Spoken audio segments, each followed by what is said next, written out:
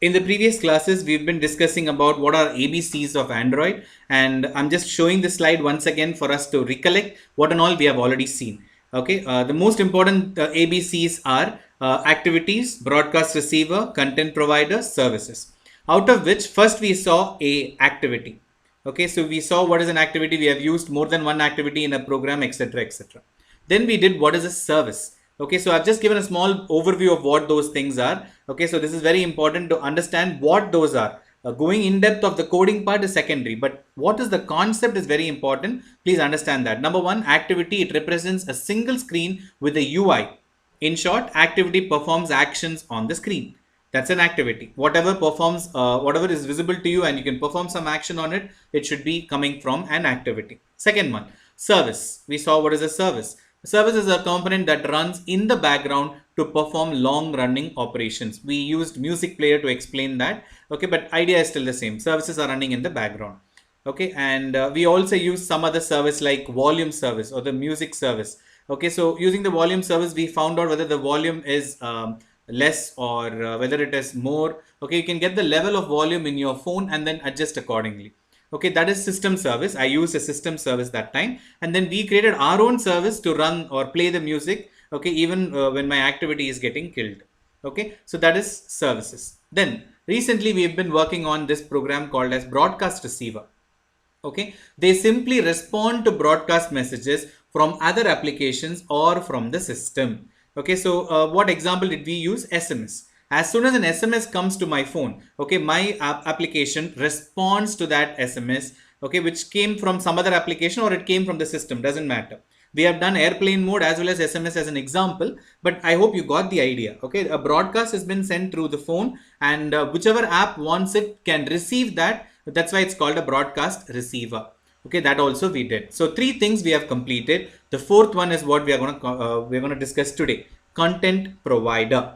Okay, the name itself is self-explanatory. What does it provide? It provides content. What is content? Content can be anything. It can be a number, it can be a name, it can be some text, it can be HTML, it can be XML, it can be image, it can be a video or audio. Okay, content means anything, data. Okay, what is a content provider then? A content provider component supplies data from one application to other on request. Please remember that the definition, this is the simplest definition I can give, guys. That's why I put this image, okay, just to understand what these are. Okay, there is one more there called additional components. I have not talked about that yet. Okay, we will use them when it is required. But the major are these four ABCs, ABCS. Okay, so ABCs. So what is an activity? What is a broadcast receiver? What is a service? What is a content provider? So look at what is content provider. It just simply tells you that it is a component. Okay, all these are component. This component, what does it do? It supplies data from one application to others upon request. Okay, let's take an example. Where are we using this? Where have we even used this? Okay, I'm telling you that we are using it on in so much in a daily basis that we have forgotten that this is actually a content provider. Example is your SMS app. Okay, your SMS app, one example. WhatsApp, okay, or Google, your Google Meet or whatever you have in your phone, okay, which utilizes the contacts of your phone. Okay, let me just show you, let me go to that slide and then I'll just put that screenshot as an example for you to understand.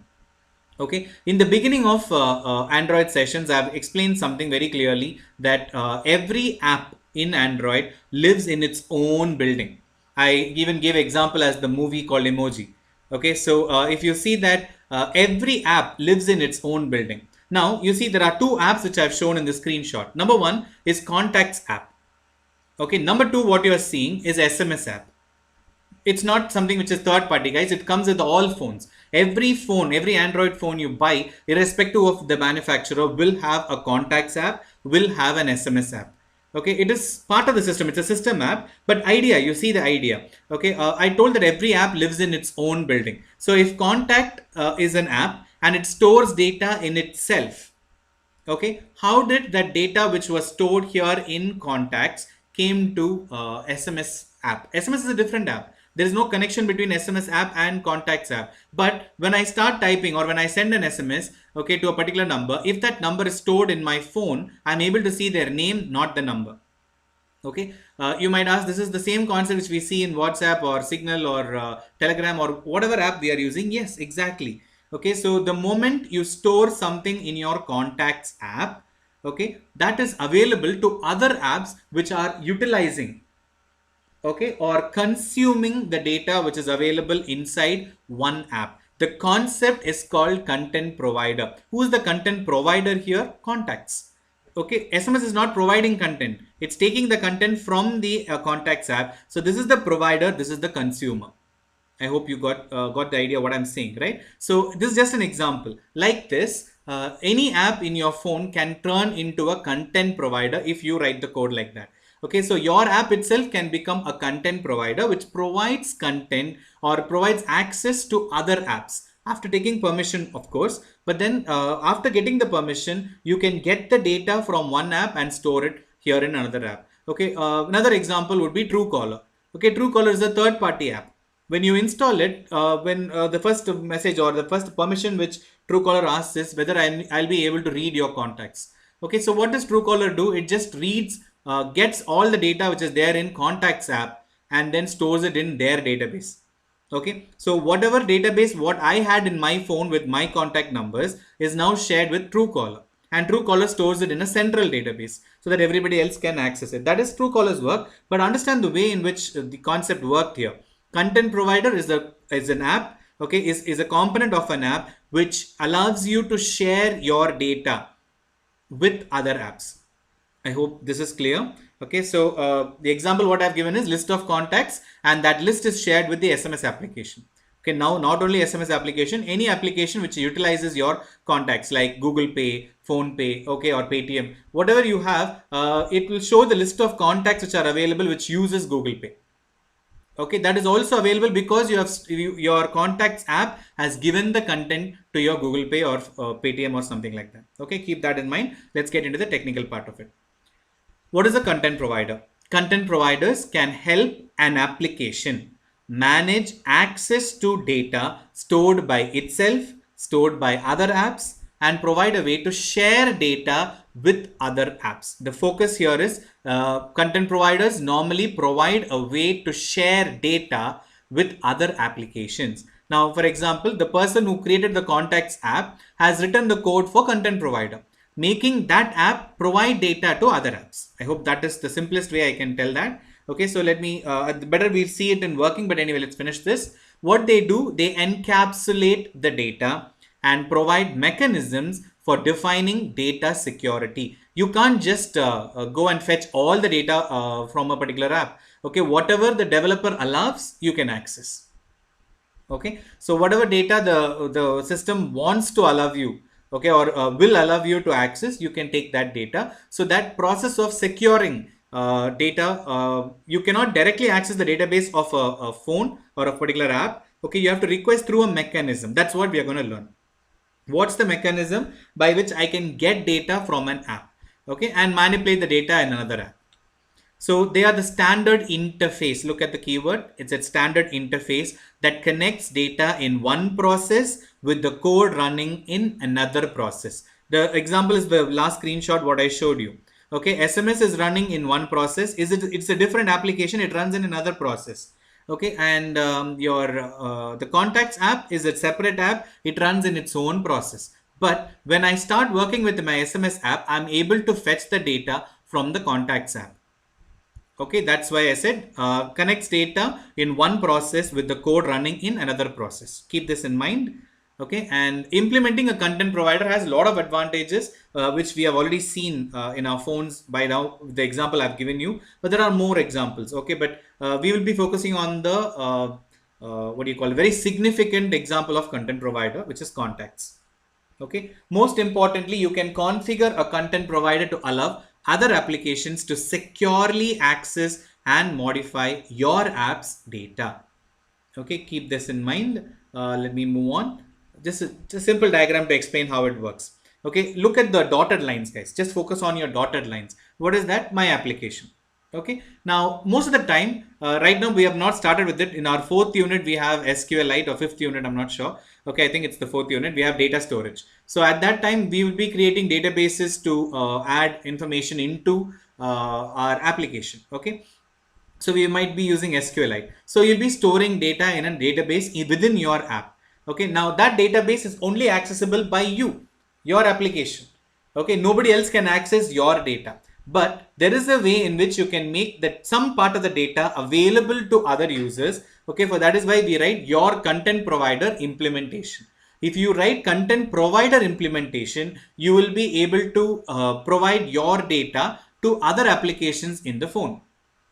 Okay, I hope you got this. Okay, so please note, some applications can become content providers, which means if an application, if any of your application has a content provider implementation, they can share your data to other applications. Now, if you might ask, where will I be able to share? Why should I share my data with some other application? Okay, the best example is contacts right now. There are other examples like SMS. SMS also is a content provider. It provides data. For example, most of you would have seen that Truecaller has its own SMS manager. Okay, you can make Truecaller as your default SMS manager. All right, but what happens here is Truecaller is just getting data or reading information which is coming to the SMS app and displaying it in its own fashion in that app. Okay, that's again a content provider. Okay, these are some of the examples. It might be much more significant or helpful when we start working with provider part. But please remember, majority of the time we do not be the provider, rather we be consuming data from other applications who are providing. Okay, for example, the program which we are about to do day after tomorrow is an application which asks the system's contacts app to give me data, and I'm going to display all the contacts of my phone in my application. Okay, contacts is a separate app in my phone, but I want to pull all the data which the contacts app has stored and show it in my application. Whatever I am creating, I want to read all the contacts of my phone. Okay, that is how we are going to do or trying to do the program. But most of the time, writing provider code expects you to have some data storage. But right now, with the programs we have not stored any data in our app, so we cannot be a content provider. So we'll be noticing that there are two apps, right? One is the provider, one is the consumer. So we'll be writing code to consume data first. Later, if time permits, we'll also become a provider. Once we have some data to share, we'll become a content provider. Okay, so remember this. Let me move on. This is what I've been repeating again and again to keep it very simple. This is a very, very simple definition. A content provider component supplies data from one application to others on request. That's all is the word I wanted to remember. This is a simple definition. Technically, we are seeing a lot of things about it. But if somebody asks, what is a content provider? Example would be contacts app. The definition would be a provider is a component which supplies data from one application or from their application itself to other applications on request. You cannot directly go and pull the data from somebody. You will have to request them to give data. That is very, very important here in Android. Okay, it can use different ways to store its data. Now, for example, most of you know that your app, like for example, your WhatsApp. Okay, your WhatsApp data is stored in your phone itself. If I clear the database storage, there'll be .db file in your WhatsApp folder. If I go and delete that, all your chats will be deleted, which means because it's stored in the local phone itself. Okay, but what about your profile picture? Your phone, your WhatsApp's profile picture is not stored on your phone, because if I change from one phone to another phone, I'll still be able to see my profile picture coming when I just register into that phone, which means that image is stored not in my phone, it is stored in over a network. Okay, it's stored in WhatsApp's database. Okay, so the data can be stored in a database. Sometimes the data is stored in files like images, video, audio. Okay, all these things are stored in files. All the three are available in WhatsApp. That's why I'm using that example, guys. Okay, a content provider can use different ways to store its data, and the data can be that is first sentence. Look at the second sentence separately. Data can be stored in what and all fashion. Okay, number one, all your chats, the messages what you're sending and receiving, chats, not the images and all those things. Okay, only the chats, the text message what you're sending, all are stored in a database in WhatsApp. Okay, and when you send an image, when you send a document, when you send a video or audio clip, okay, whatever you're sending, those are stored data only, but they are stored as files in your phone. Okay, please understand that. Last one.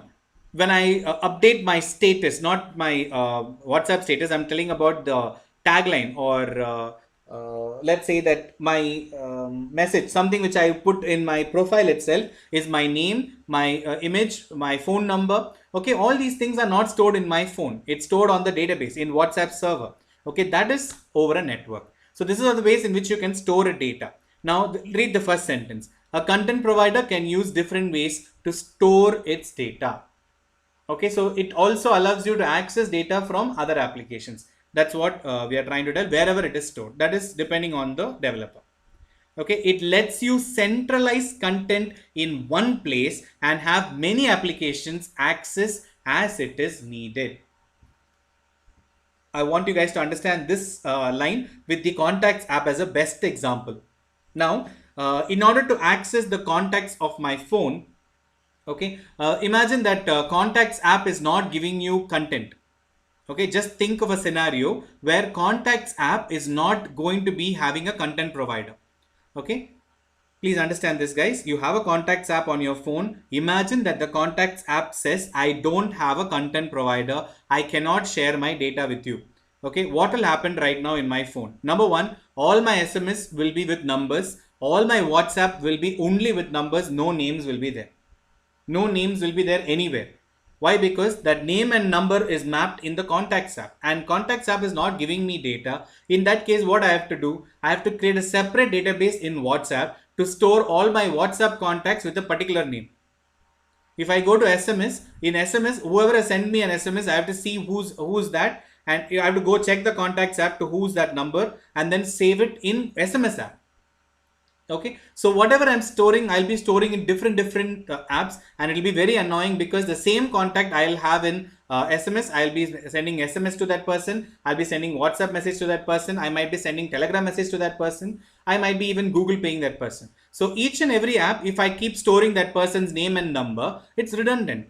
Okay, which means my data is distributed everywhere, and I keep repeating my work again and again. If it is one or two contacts, it's fine, but you know how many contacts are there in our phone. Okay, so what does content provider do? It lets you centralize the content in one place. Right now, you only need to do is, right now, let's say that I'm sending an SMS to, or a message or a WhatsApp message to any one of you who has not stored my phone number yet. Okay, what will you see? You'll see my phone number and my message. That's all. Okay, then what do? You click on add contacts. You create a new contact with my name. Okay, but please note, it is not WhatsApp which is storing that. WhatsApp is just giving a link to the contacts app. Okay, and you go to the contacts app and you add that contact. Done. So you have added my number and my name in your phone. Then next you come back to WhatsApp. It will not show my number, it will show my name, what you have stored in the contacts. Okay, this is possible because of a concept called as content provider. Okay, be very careful of this concept, guys. We'll be using it shortly.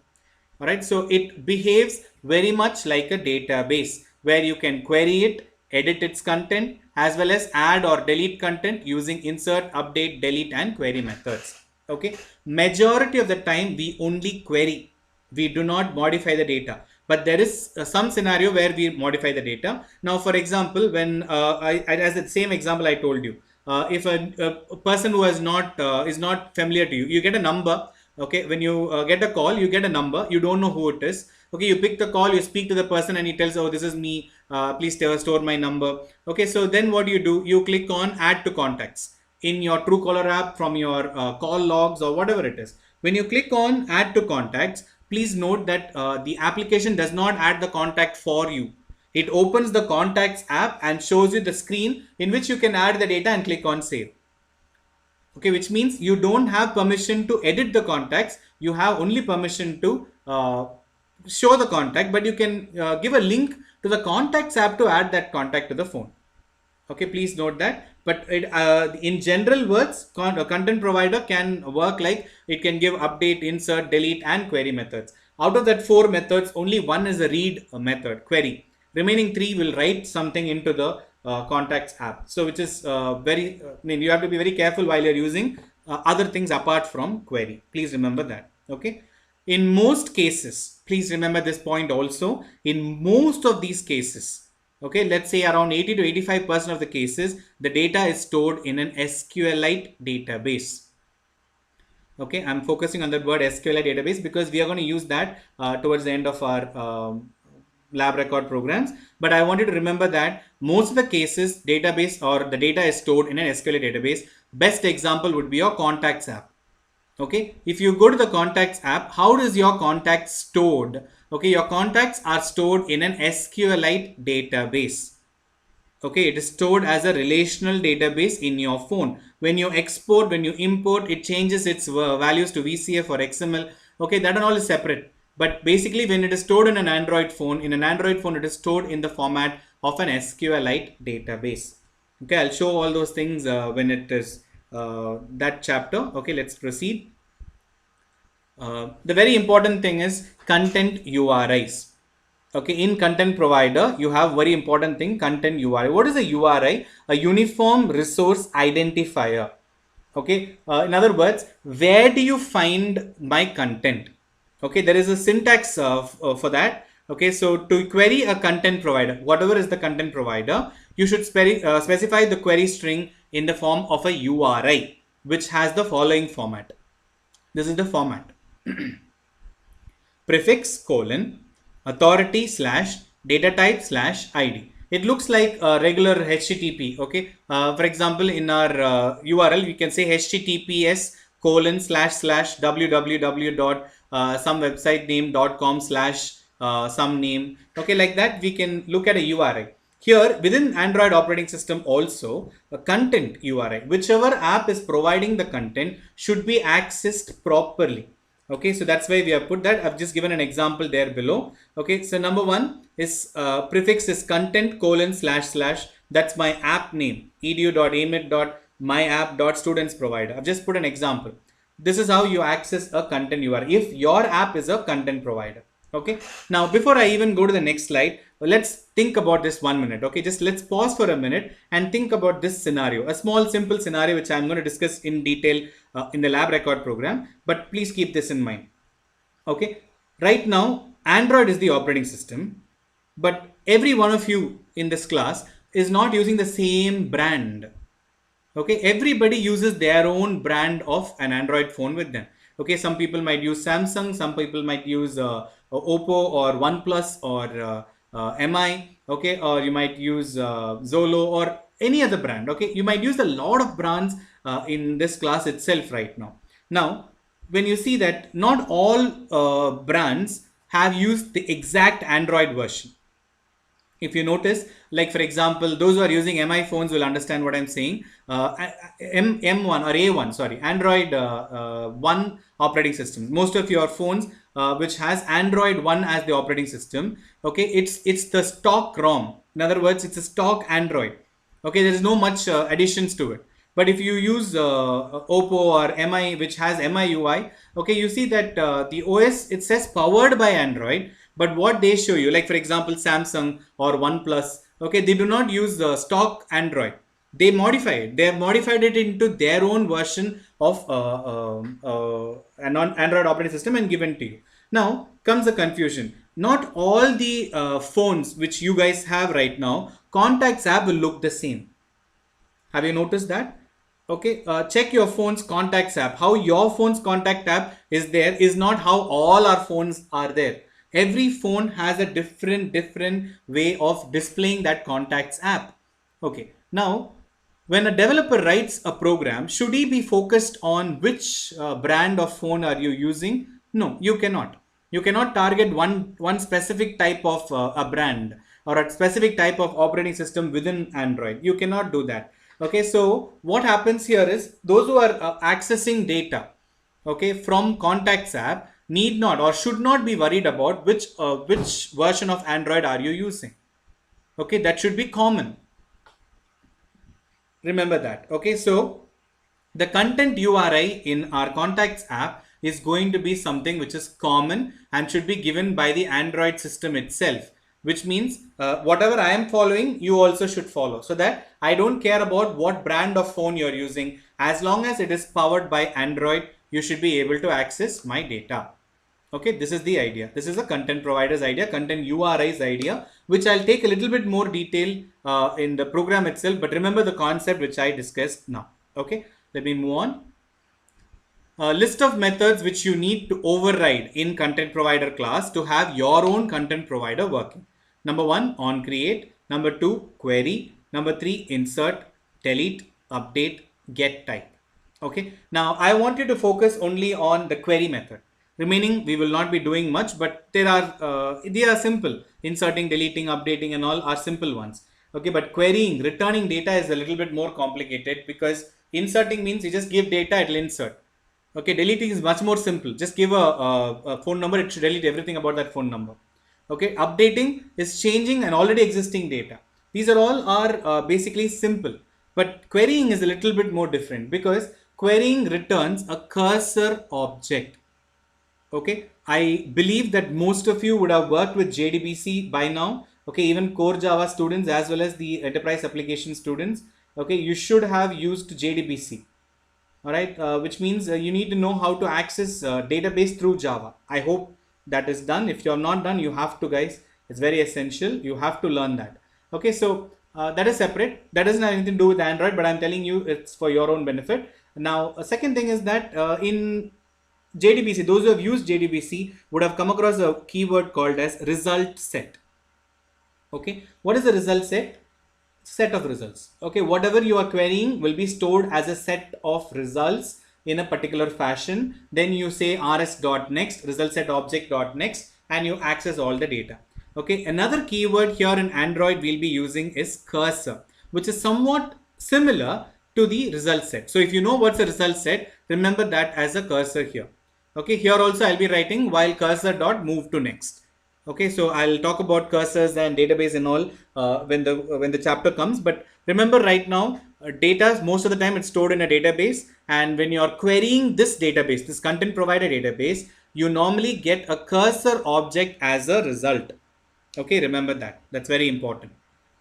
Now, the diagram what I put there is the same thing, guys. Okay, so your app is the content provider. Here, look at this diagram. Your app, if you're the content provider, you should give these methods which are transparent. It's available outside. Okay, so anybody can access your app. And whom are they trying to insert? Where are they trying to insert? Where are they trying to update? Where are they trying to delete? What are they trying to query? Database. Your app, content provider, through that it gives access to the database. Same thing is explained in this diagram. If your app becomes the content provider, using URI and a content resolver, apps can access data from the content provider. Look at the diagram and try to understand this, guys. Okay, while you're looking at the diagram, let me also tell you something. When there is a URI, let's say for example you type google.com. Okay, that's a URI. When you type that google.com or www.google.com and you press enter, okay, you see result. But then please remember there is something called DNS, domain naming service or server. Okay, so what is its work? Its work is to convert whatever you have typed as google.com into a corresponding IP address, because I can't remember IP addresses. Okay, so I'll remember names. I remember google.com. So when I type google.com, I'm supposed to get a result which is from an IP address. So who is going to convert that? Okay, it's the resolver, the naming resolver. Okay, so the domain naming resolver. What is the work of that DNS server? Okay, to resolve this word google.com into its corresponding IP address. Okay, so here you see there's a word called content resolver. I want you to just focus on that word. What is the content resolver? If you pass a URI, I'm supposed to get you to the correct way. Okay, so from the app, the content resolver will get the URI and get the corresponding content to your corresponding app. Okay, so the overall structure is simple as this. Your app, this box, what you see is your application. Okay, please note application number 1. You have some activities and you have a content provider, and your app might have database in a SQLite format or any database for that sake. It can be as files, it can be XML, it can be remotely stored, it can be anything. Okay, some data which is stored by your application, and you are allowing that app, okay, the connection between other applications. See, second applications, activity number 1, third applications, activity number 1 and 2, like that, their applications can access this data through the content provider of your application and then display their data. Best example would be SMS or WhatsApp or Google Pay. Okay, because each and every activity, wherever you see my name, that name, please remember, it's not coming from that app, it's coming from the contacts app. Okay, just remember that, and then this structure would be simpler to you. Okay, I hope this is clear to you guys. Okay, so with that, I complete the ABCs of Android. Let me just recap whatever we have seen in a short format here. Okay, first thing I wanted to notice the middle one, which is written here. Okay, what's an application? An application is a set of Android components. Okay, a set of Android components together, we call it as one app. And what are Android components? There are four major components in Android: activities, broadcast receiver, content provider, services, ABCs of Android. Okay, some people might also use the word anatomy of Android application. Okay, so don't get confused. Different words used by different examiners. Okay, but idea is still the same. So Android application anatomy, first one, activities. What is activity? Just recollect all these points, guys. Number one, it provides user interface. It usually represents a single screen. Okay, it can contain one or more views. What are views? Controls, like button is a view. Okay, text box is a view, checkbox is a view, like that. So it usually contains one or more views. Last one, it extends from the activity base class. Okay, this is activity. Please remember, whichever class extends from activity obviously is an activity. That's it. Like second one, services, what we saw second. Okay, there is no UI, there is no user interface. Second one, it runs in the background. It extends from the service base class. Okay, that's it. Next one, broadcast receiver. Okay, it receives and reacts to broadcasts using intent. Okay, please remember, when a broadcast reaches my app, which reaches my phone, my app, if there is a receiver, it receives that particular broadcast and gives me a mechanism by which I'll be able to manipulate that data. Okay, so the keyword which I'm using again and again there is intents. Okay, that's why they put intents or broadcast receiver. Okay, it receives and reacts to broadcast. Okay, examples what we have done in the class is: number one, airplane mode on or off. Number two, I think we did SMS, receiving SMS and pulling only the OTP from the SMS, that is broadcast receiver. There is no specific UI. Okay, there is no UI for the receiver, because once you receive, you just put a toast and say that I have received. That's all. But it can start an activity. That's what we did. As soon as an OTP comes, we manipulated the activity, but we didn't show it. There's no interface for the broadcast receiver. What I did was I kept some text boxes and I waited for the SMS to come to the phone. Once the broadcast receiver received that SMS, I displayed that SMS OTP in the activity. So I can start an activity, but I don't have a UI to show you. Broadcast receiver does not have a UI to show you. Okay, it extends from broadcast receiver base class. Simple. Last one, content provider. It makes an application data available to other apps. Data is normally stored in SQLite database. It extends from content provider base class.